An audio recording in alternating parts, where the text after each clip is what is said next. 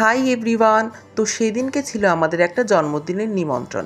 তো সেখানে গিয়ে কী কী খেয়েছি চলো তোমাদের সঙ্গে শেয়ার করি। তো প্রথমেই দিয়ে দিল এই শরবতটা।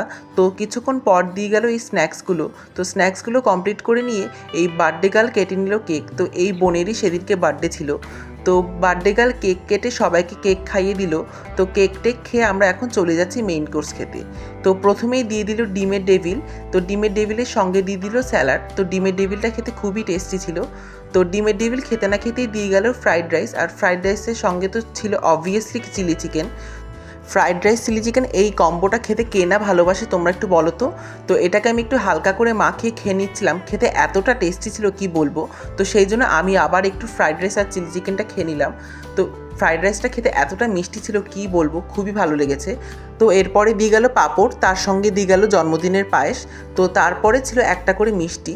তো আজকে ভিডিওটা এখানেই এন্ড করছি। ভিডিওটা ভালো লাগলে লাইক, ফলো অ্যান্ড সাবস্ক্রাইব করো। দেখা হচ্ছে নতুন কোনো ভিডিওতে, ততক্ষণের জন্য বাই।